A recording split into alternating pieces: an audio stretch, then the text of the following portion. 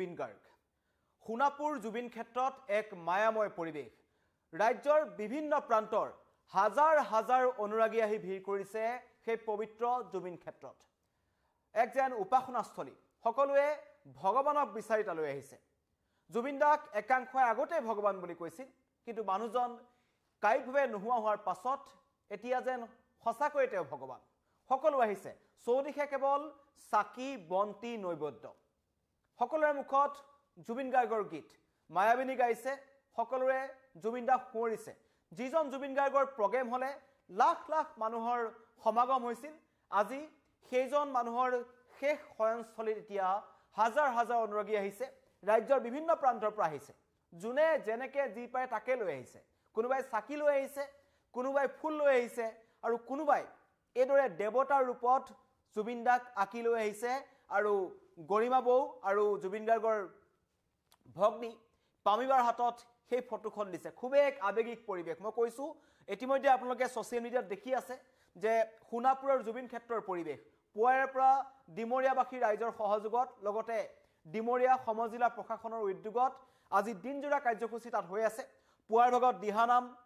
সৰ্বধৰ্ম প্ৰাৰ্থনা সভা নিখাৰ ভাগলৈ ভাওনা প্ৰদৰ্শন কৰা হৈ আছে এতিয়া আৰু তাৰ আগতে প্ৰায় 500ৰো অধিক শিল্পী একেলগে জুবিন গাৰ্গৰ কেইবাটাও কালজয়ী গীতত তেওঁলোকে বাহিবাদন কৰিলে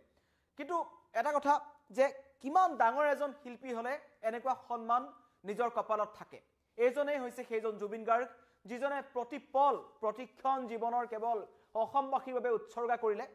প্ৰতিটো মুহূৰ্তত কোনো কানত তেওঁ কোনো কাৰণত কোনো দিনে কেতিয়াও অসম এৰি কোনো ভবা নাছিল তেওঁৰ স্কোপ বহুত আছিল আজি কিছু সময় পূৰ্বে মই আপোনালোকক দেখুৱাইছো যে বিশাল ডাডলিৰ দৰে সংগীত পৰিচালকে আক্ষেপ কৰিছে যে বলিউডে জুবিন গাৰ্গৰ প্ৰতিভাকে চিনি নাপালে আৰু সেইখন বলিউডত কাম কৰিবলৈ সকলো প্ৰান্তৰ মানুহে ঢাপলি মেলে জুবিন দা আছিল উলুটা জুবিন দা আছিল খুটৰ বিপৰীতে সেইকাৰণে জুবিন গাৰ্গৰ প্ৰতি মানুহৰ ইমান মৰম আৰু এতিয়া দেৱতাৰ ৰূপত আমাৰ জুবিন দা য'ত শেষ স্থান জুবিন দাক দিয়া হ'ল কাইকভাৱে যোনজন মানুহ য'ত নাইকিয়া হ'ল য'ত তেখেতক ৰখা হ'ল সেই ঠাইখিনি এতিয়া এটা পবিত্ৰ স্থানলৈ পৰিণত হৈছে সকলো আহিছে সকলোৱে প্ৰাণৰ শিল্পীজনক শুৱৰিছে সকলোৱে দুখ কৰিছে যে ইমান সোনকালে কিয় দাদা কিয় গুচি গ'ল কিন্তু তেখেতক দেৱতাৰ ৰূপ দিয়া হৈছে আৰু আগতে মানুহে কৈছিল যে জুবিন দা ভগৱান কিন্তু সঁচাকৈ আগতে একাংশ চেঙেলীয়া ল'ৰা ছোৱালী আছিল যিসকলে জেজি লিখিছিল জুবিন গাৰ্গৰ অন্ধভক্ত আছিল অতিৰিক্তভাৱে জুবিন গাৰ্গক ভাল পাইছিল কিছুমানে নিজৰ মাক দেউতাকতকৈও বেছি ভাল পাইছিল জুবিন গাৰ্গক কিন্তু এতিয়া সচেতন মহল বুদ্ধিজীৱী বয়োজ্যেষ্ঠ লোক সকলোৱে মানিবলৈ বাধ্য হৈছে যে হয় সঁচাকৈ জুবিন বহুত ব্যতিক্ৰম আছিল জুবিন খুটৰ বিপৰীতে আছিল আৰু এজন জুবিনৰ যি প্ৰতিভা আছিল সেই প্ৰতিভাই সঁচাকৈ তেখেতক দেৱতাৰ ৰূপত উপস্থাপন কৰিছে আৰু সেই দেৱতাৰ ৰূপত উপস্থাপন কৰা ফটোখন গৰিমা শইকীয়া গাৰ্গ আৰু ভগ্নীৰ হাতত তুলি দিছে অনুৰাগীসকলে সোণাপুৰ জুবিন ক্ষেত্ৰত এতিয়াও পুৱাৰে পৰা তাত অনুষ্ঠান চলি আছে গৰিমা শইকীয়া গাৰ্গৰ এটা গুৰুত্বপূৰ্ণ মন্তব্য আহিছে সেই মন্তব্যটো মই প্ৰথমতে আপোনালোকক শুনাব বিচাৰিছো ন্যায়ৰ বাবে যি ঘটিছিল সেই সকলোবোৰ আমি ভালদৰে জানিব লাগিব সঁচাটো জানিব লাগিব সেই সকলোবোৰৰ বাবে আপোনালোকেও এখন যুদ্ধ কৰি আছে আমিও পৰিয়ালৰ সকলোৱে আমি জানিব বিচাৰিছো আচলতে সঁচাকৈ সেই দিনটোত জুবিনৰ লগত কি হৈছিল আমাৰ মাজতো বহুত অন্তৰ্দ্বন্দ্ব চলি আছে ইয়াৰ ভণ্টিও আছে লগত আৰু আমি সকলোৱে বুজি পাওঁ আমাৰ অন্তৰৰ ভিতৰত কি চলি আছে তাৰ উত্তৰ নিশ্চয় আমি পাম এক আস্থাৰে শান্তিৰে ধৈৰ্যৰে আমি অপেক্ষা কৰিছো নিয়মত হওক শুদ্ধভাৱে হওক পানী নসৰকাকৈ যে বিচাৰ হ'ব লাগে সেয়া বিচাৰ হওক কিন্তু তাৰ লগে লগে আমি জুবিনকো অমৰত্বত আমিয়ে দিব লাগিব আমি সদায় আমাৰ মাজত জুবিনক কঢ়িয়াই লৈ ফুৰিব লাগিব আৰু জুবিন আমাৰ মাজত সদায় তেওঁ যেনেদৰে আছিল তেনেদৰে সদায় থাকিব লাগিব তেওঁৰ আদৰ্শ তেওঁ যেনেদৰে গোটেই অসমখনক গোটেই উত্তৰ পূৰ্বাঞ্চলক ভাল পাইছিল সমগ্ৰ মানৱ জাতিক ভাল পাইছিল প্ৰকৃতিক ভাল পাইছিল জীৱ জন্তু পশু পক্ষী সকলোকে গছ গছনি যেনেদৰে ভাল পাইছিল সকলোকে আমি তেনেদৰে মৰম আমাৰ মাজৰ পৰা দি যাব লাগিব আমি ভাবিব লাগিব যে আজি এজন জুবিন নহয় আমাৰ মাজত কোটি কোটি জীৱ জুবিনৰ আমাৰ সকলোৰে আত্মাত জুবিন জীয়াই আছে আৰু সকলোকে জুবিনে আমাৰ আত্মা দেখি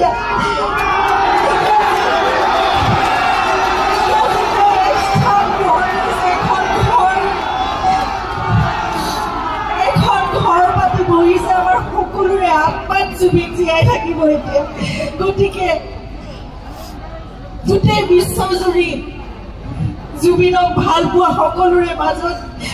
কোটি কোটি লোকৰ মাজত জুবিন জীয়াই থাকিব এতিয়া গতিকে আমি জুবিনৰ প্ৰতিটো কাম আমি তেনেদৰে আগবঢ়াই দিম আমি সংকল্পবদ্ধ হ'ব লাগিব আৰু মই ভাবিছো যে জুবিনৰ জন্মদিন আহি আছে অহা নৱেম্বৰ মাহৰ 18 তাৰিখে 53 বছৰ সম্পূৰ্ণ কৰিলেহেঁতেন তেওঁ কিন্তু এতিয়াও চলি যাব তেনেদৰে সদায় থাকিব আমি দৃঢ় প্ৰতিজ্ঞ মই দৃঢ় প্ৰতিজ্ঞ আমাৰ পৰিয়ালটো আপোনালোক সকলো আমি একেলগে জুবিনক সদায় আমাৰ মাজত জীয়াই ৰাখিম আৰু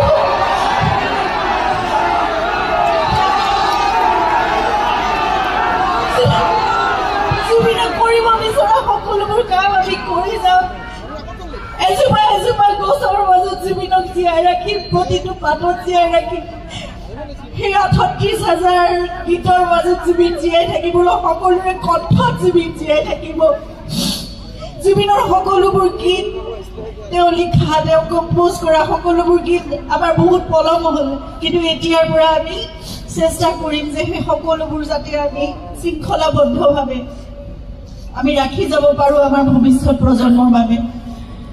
প্ৰতিটো পদক্ষেপত আপোনালোকে আমাক সহায় কৰিব লাগিব আপোনালোকে নিজেও কৰিব লাগিব সেইখিনি আমি গছ ৰুই যাম সেউজ কৰিম অসমখন উত্তৰ পূৰ্বাঞ্চলখন জীৱকুলৰ বাবে আমি কাম কৰি যাম নতুন প্ৰজন্মক লৈ জুবিনৰ ইমান সপোন আছিল আৰু সদায় জুবিনে আবেগত কান্দি উঠিছিল যেতিয়া নতুন প্ৰজন্মই কিবা এটা ভাল কাম কৰা দেখিছিল যেতিয়া তেওঁৰ ওচৰলৈ আহি কিবা এটা কৈছিল যে এইটো কাম মই কৰিছো দাদা এইটো চাই দিয়ক মোৰ ওচৰত আবেগিক হৈ গধূলি ৰাতি আহি পেলাই মোৰ ওচৰত কৈ কাটি যায়গৈ চকু পানী ওলাই যায়গৈ দেখিছানে সিহঁতে ইমান ভাল কাম কৰিব পাৰে মোৰ কিনো প্ৰতিভা আছে সিহঁতৰ মাজত আৰু বহুত প্ৰতিভা আছে সিহঁতি মোৰ অসমখনক বহুত দূৰলৈ লৈ যাব গতিকে সেই সপোনবোৰ আমি পূৰা কৰিবই লাগিব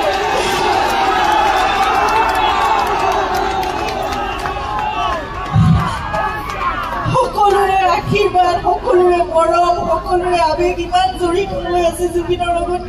নিশ্চয় আমি সেইখিনি কাম কৰিব পাৰিম নতুন প্ৰজন্মৰ জুবিনৰ সপোনবোৰক কঢ়িয়াই দিব মোৰ বিশ্বাস আছে মোক মাত্ৰ আপোনালোকৰ পৰিয়ালৰ এগৰাকী বুলি ভাবিব আপোনালোকৰ জীয়ৰী আপোনালোকৰ বোৱাৰী আপোনালোকৰ ভগ্নী যি বুলি ভাবে বন্ধু বান্ধৱী যি বুলি ভাবে মোক মাত্ৰ আপোনালোকৰ পৰামৰ্শ লাগিব উপদেশ লাগিব আগবাঢ়ি যাবলৈ মোক সেইখিনি সহায় সহযোগিতা সদায় লাগিব মোক আশীৰ্বাদ কৰিব আমি একেলগে জুবিনৰ সকলো সপোন আমি আগবঢ়াই লৈ যাম